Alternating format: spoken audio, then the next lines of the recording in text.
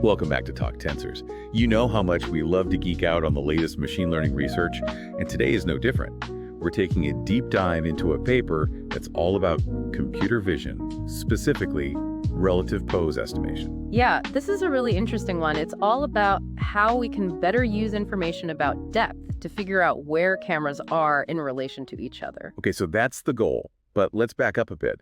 First off, what exactly is relative pose estimation, and why should our listeners even care? Well, think about it like this. You have two cameras looking at the same scene, right?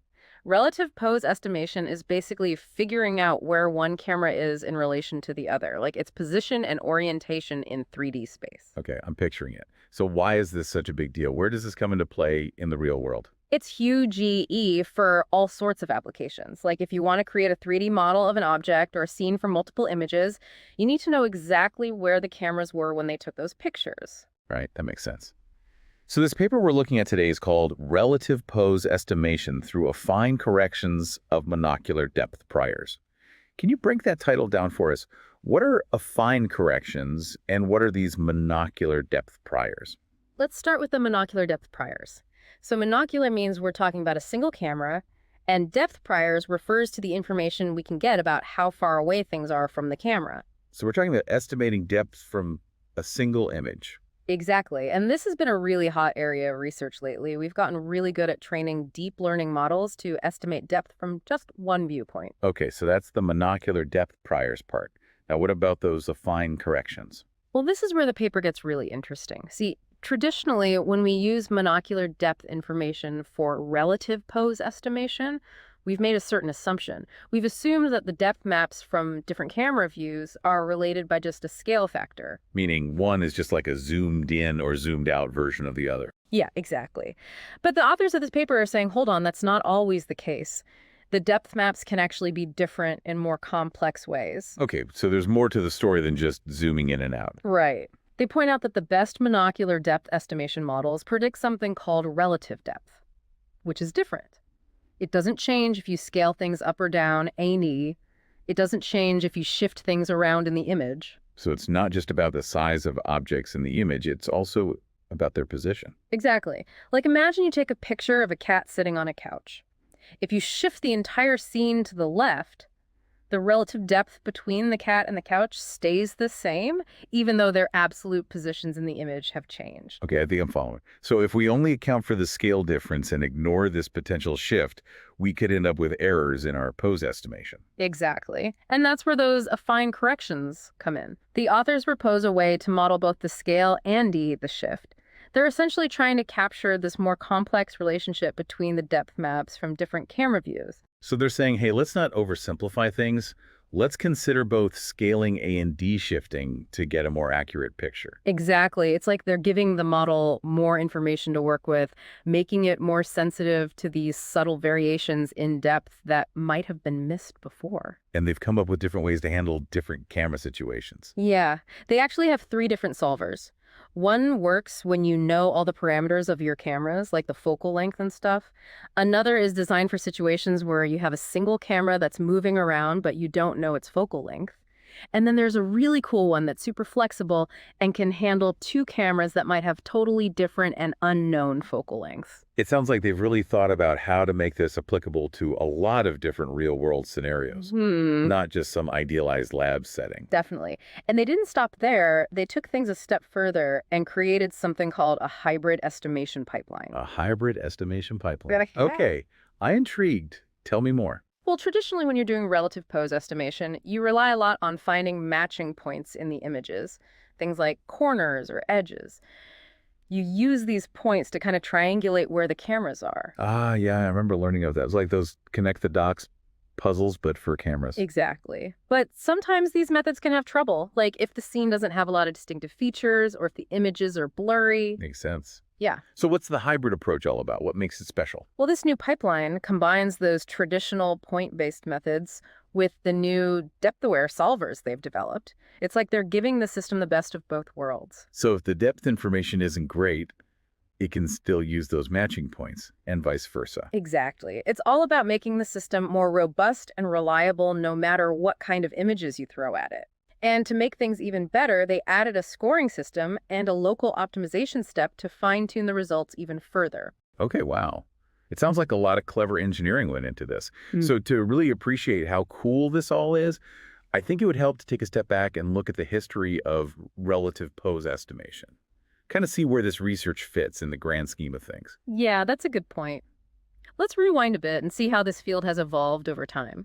So way back in the day, relative pose estimation was all about these handcrafted features. Handcrafted features, what do you mean by that? Basically, researchers would design algorithms to pick out very specific patterns in images. Things like corners or edges or like unique textures. Ah, I think I've heard of those, like SIFT and SROff.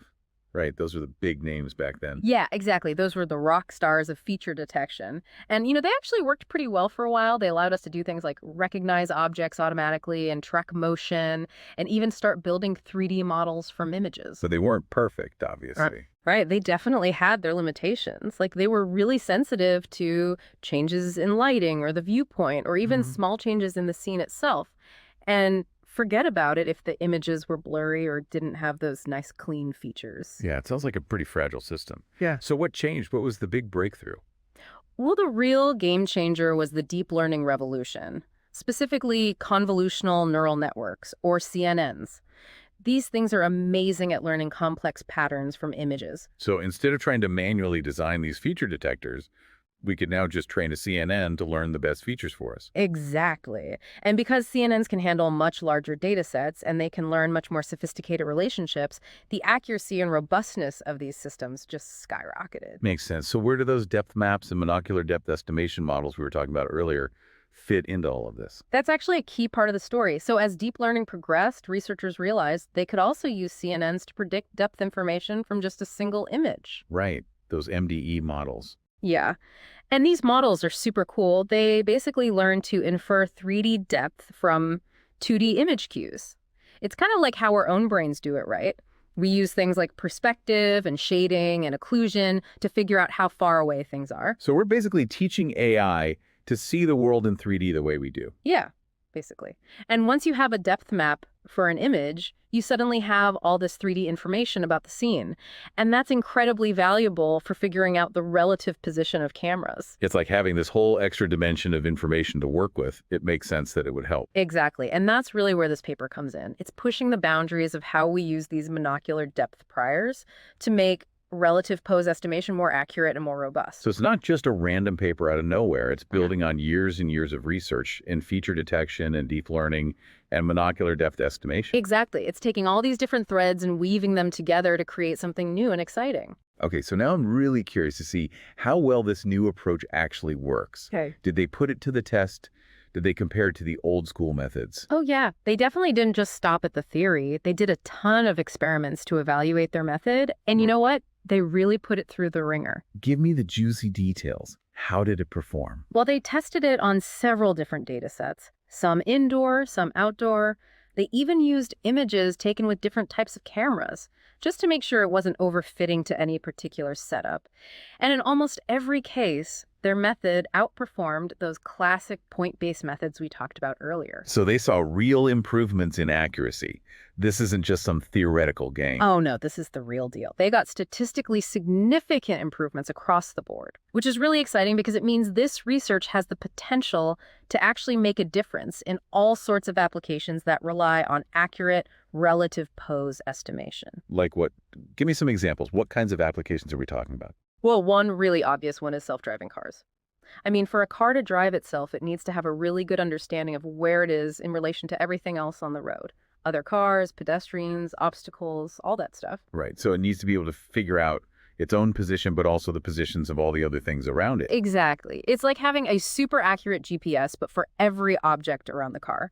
And even a small error in the pose estimation could be really dangerous. Right. If the car thinks it has more space than it actually does, Yeah. that could be a recipe for disaster. Exactly. So the better the relative pose estimation, the more confident the car can be in its decisions.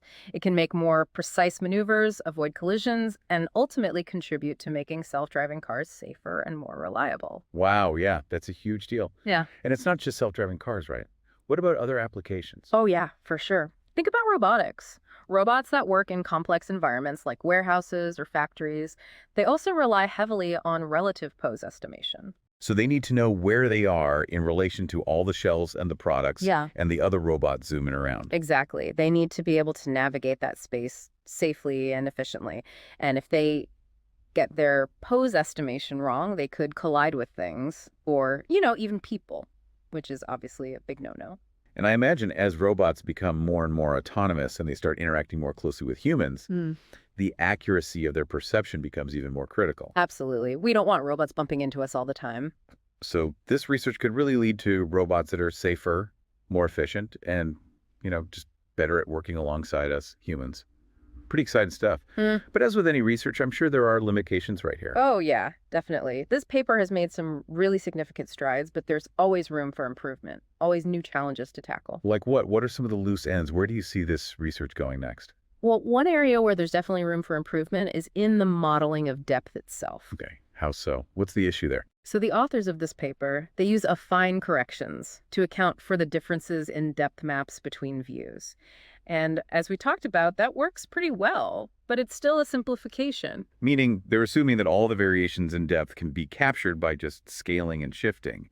But in reality, it's probably more complicated than that. Right. In the real world, depth can change in all sorts of crazy ways, especially when you have lots of objects at different distances with, all kinds of funky shapes. Yeah, it's not just a flat plane we're dealing with. It's this whole rich 3D world out there. Exactly. So future research could really focus on developing more sophisticated models of depth variation, models that can really capture all the nuances of how depth changes from one viewpoint to another. That makes sense. So basically, we need to go beyond just scaling and shifting and really embrace the full complexity of depth. Exactly. That's the holy grail. And another area where things could be improved is the hybrid estimation pipeline itself. Ah, you mean how they combine the depth-aware solvers with those traditional point-based methods? Yeah, exactly. Right now they're using kind of a fixed weighting scheme, but a more adaptive approach could be really cool, like something that takes into account the quality of the depth information or the complexity of the scene, something that can adjust on the fly and really optimize the combination of those different methods. So basically make the pipeline smarter and more responsive to the specific challenges of each situation. Exactly. It's like giving it a little bit of intuition. And of course, there's always room to improve the underlying algorithms themselves. The solvers they use in this paper, they're good, but they could probably be made even faster, even more accurate with some clever optimization. But there's always room for fine-tuning and tweaking. Always. It's a never-ending quest for the perfect algorithm. But what's really exciting is that this paper lays a really strong foundation for the future of relative pose estimation. I think we're going to see a lot of other researchers building on these ideas in the years to come. And that's what makes it so cool, right? It's not just about solving one specific problem. It's about opening up new avenues of exploration and pushing the boundaries of what's possible. Absolutely. And we talked about self-driving cars and robotics. But there's so many other areas where this kind of research could have a huge impact. I mean, anything that involves understanding 3D scenes from images could benefit from this. Augmented reality, virtual reality, 3D modeling, you name it. Right. It's really a fundamental problem in computer vision. Yeah. And who knows what kind of amazing applications will emerge as this technology continues to evolve. It's going to be wild. I can't wait to see what the future holds. Well, on that note, I think it's time to wrap up this deep dive into the world of relative pose estimation. Hopefully our listeners found it as fascinating as we did. Yeah, it was a blast breaking this paper down with you. Always a pleasure. And as always, be sure to check the show notes for a link to the paper if you want to dive into the nitty-gritty details. Until next time, keep those neurons firing, and we'll catch you on the next episode of TalkTensors.